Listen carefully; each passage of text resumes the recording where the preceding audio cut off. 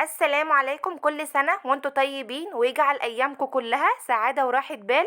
عملنا في القناة وصفات كتير جدا من المعجنات والحمد لله نالت اعجابكم، لاننا بنقول كل تفاصيل الوصفة حتى لو كانت صغيرة علشان تطلع معاكي ناجحة جدا من اول مرة. ولسه مكملين في وصفاتنا، والنهاردة هنعمل القرص الفلاحي على اصولها. وفي فيديو النهاردة هعرفك ازاي تطلع معاكي ناعمة جدا وطرية لأطول مدة وهشة جدا من جوه. بس نتابع الفيديو للآخر لأن فيه خطوات مهمة جدا هتفرق في نجاح الوصفة. أول حاجة هنعمل تيست للخميرة علشان نتأكد ان الخميرة شغالة كويس، لأن الخميرة لو مش شغالة كويس هتبوظ معاكي الوصفة. هنحتاج معلقة كبيرة من الخميرة، معلقة كبيرة من السكر، هنزود عليهم كوباية من المية الدافية ونقلبهم كويس، وبعدين هنشيلهم على جنب شوية عقبال ما نجهز بقية خطواتنا. هنحتاج لكيلو من الدقيق الابيض جميع الاغراض منخول كويس جدا. استخدمي اي نوع دقيق انت شغاله بيه ادام بيطلع معاكي كويس في المعجنات. هنزود عليه ربع معلقه صغيره من الملح، هنزود كمان معلقه صغيره من البيكنج باودر بتخلي القرص هشه جدا من جوه، وهنضيف 4 معالق كبار من السكر بيدي تسكيره حلوه قوي للقرص، وكمان بيساعد القرص ان هي تاخد لون موحد. هنقلبهم كويس مع بعض، وبعد كده هنزود عليهم كوباية من السمنة البلدي. السمنة البلدي هتخلي معاكي القرص طعمها حلو جدا، او ممكن تستبدليها باي نوع سمنة متوفرة عندك، او ممكن تخلي نص الكمية سمنة ونصها زيت. بس ما ينفعش تعملي القرص الفلاحي بالزيت بس علشان ما ينشفهاش معاكي. وبعد ما ضفت السمنة على الدقيق نبدأ ان احنا نبس السمنة بالدقيق كويس. القرص الفلاحي اصلها مبسوسة، يعني بتشربي الدقيق السمنة كويس جدا زي ما انتم شايفين كده. بنقلب السمنة في الدقيق بالمعلقة الاول علشان السمنة بتكون سخنة، وبعد كده بنشتغل بايدينا بنفرك الدقيق بالسمنة كويس جدا لغاية ما الدقيق بيتشرب السمنة كلها. وفي ملحوظة لازم ان احنا ناخد بالنا منها علشان في ناس كتير بتقع فيها وما بتكونش واخدة بالها. لو احنا في فصل الشتاء زي دلوقتي فما ينفعش خالص ان انت تحطي السمنة على الدقيق وهي متسيحة او دافية، علشان لو حطيتيها وهي متسيحة او دافية هتعمل في الدقيق كتل، ولما تيجي تعجنيه هتلاقي العجينة بتاعتك فيها كتل كتير. وعلشان نتجنب الخطوة دي يبقى انت لازم تضيفي السمنة تكون سخنة كويس جدا علشان العجينة تطلع معاكي مظبوطة. ولو احنا في فصل الصيف عادي تحطي السمنة تكون دافية او متسيحة، مش هيحصل فيها حاجة.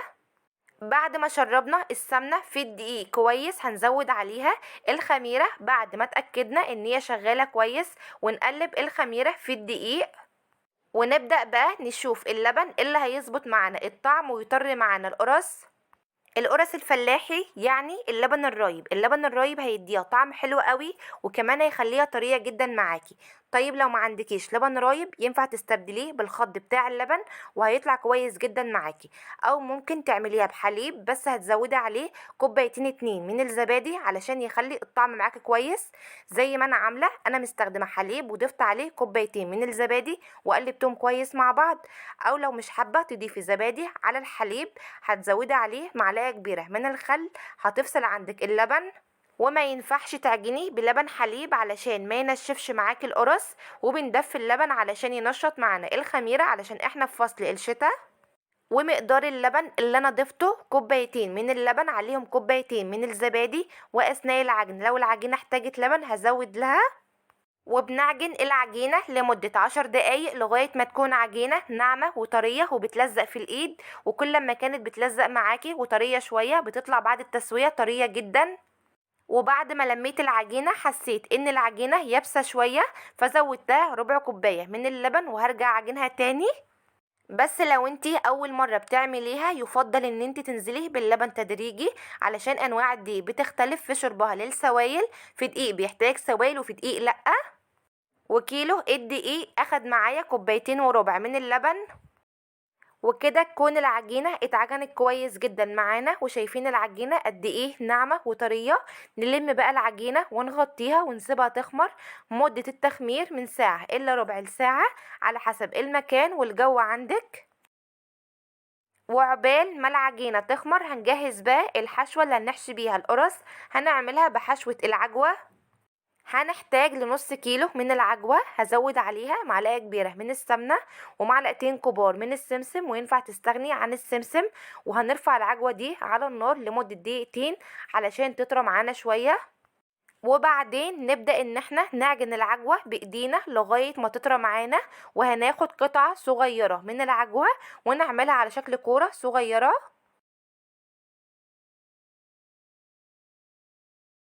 ونشوف بقى العجينة بتاعتنا بعد ما خمرت. مش عايزين نفضي منها الهواء علشان ما تاخدش معانا وقت في التخميرة التانية.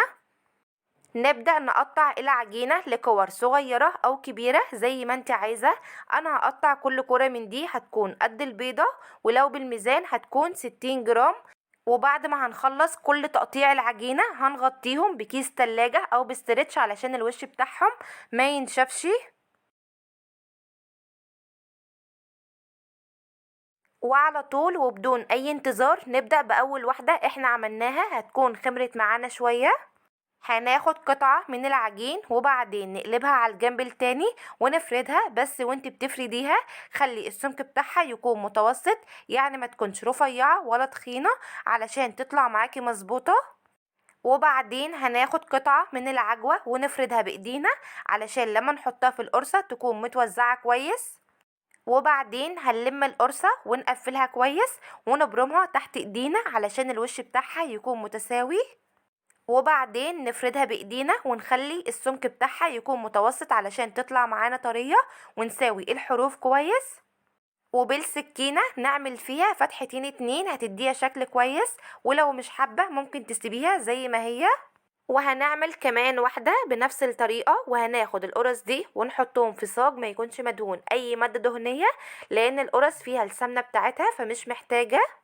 وممكن تعملي القرص سادة من غير ما تحشيها. انا كان باقي معايا كام واحدة فعملتهم سادة. وبعد ما هنخلص كل كمية القرص اللي معانا هنسيب القرص لمدة 10 دقايق او ربع ساعة علشان تخمر مرة كمان. وكيلو الدقيق عمل معايا كمية حلوة قوي من القرص. وبعد ما القرص خمرت معايا للمرة التانية مش هنحتاج ان احنا ندهن وشها اي حاجة، وهتطلع معاكي بلون موحد. نشوف بقى التسوية بتاعتها المظبوطة. لو هتسوي القرص بتاعتك في فرن الغاز يبقى هتشغلي الفرن بتاعك من فوق ومن تحت على نار تكون متوسطة لغاية ما يسخن كويس جدا معاكي. بعد كده هتدخلي القرص وتسيبيها لمدة 10 دقايق مع التحريك المستمر للصاج علشان القرص كلها تطلع معاكي بلون موحد. ولو القرص خمرانة كويس للمرة التانية صدقوني اول ما هتدخلوها الفرن على طول هتلاقي القرص رفعت معاكي وشالت، وما بتاخدش خالص اي وقت في التسوية بتاعتها. اهم حاجة نسيبها تخمر كويس جدا. ولو هتسوي في فرن البوتاجاز يبقى هتشغلي الفرن بتاعك على درجة حرارة 200 من فوق ومن تحت، وبتدخلي القرص في الرف اللي في النص مع المتابعة لغاية ما تاخد اللون، وبعد كده تخرجيها. واول ما القرص تطلع معاكي هتغطيها بكيس وفوق منه فوطة، هيخلي القرص طرية جدا معاكي لاطول فترة. ومش قادرة اقول لكم قد ايه ريحة القرص اثناء التسوية كانت طالعة عاملة ازاي، بجد حلوة قوي. وده كده الشكل النهائي بتاع القرص، ما شاء الله عليها، طرية جدا هشة جدا من جوه، ناعمة، طعمها بجد حلو جدا، جربوها ان شاء الله تعجبكم. وشايفين اللون بتاع القرص واخده لون حلو قوي من فوق ومن تحت، اللون بتاعها موحد. تنفع في فطار او في عشاء جنب كوباية شاي او كوباية لبن. كمان هتوفر كتير عليكي، هتوفر الجبن والبيض وغيرهم كتير. كمان طريقة تحضيرها سهلة جدا، ممكن تعملي منها كمية كبيرة وتحتفظي بيها في الفريزر. هتسيبيها لما تبرد وبعدين هتحطيهم في اكياس وتقفليهم كويس وتدخليها عندك الفريزر. وقت ما تحتاجيها هتخرجيها وتسيبيها لما تبرد شوية، هتطلع معاكي ولا اكنك لسه عاملاها. وشايفين القرص قد ايه هشة من جوه وطرية، والعجوة متوزعة فيها كويس جدا. اتمنى ان وصفة النهاردة تكون عجبتكم وتكونوا استفدتوا ولو بمعلومة بسيطة. وبكده نكون وصلنا لنهاية الفيديو. اتمنى ان الفيديو يكون نال اعجابكم، وياريت لو الفيديو عجبكم ما ننساش اللايك والاشتراك في القناة وتفعيل زر الجرس على كلمة الكل علشان يوصل لكم اشعارات بكل وصفاتي الجديدة.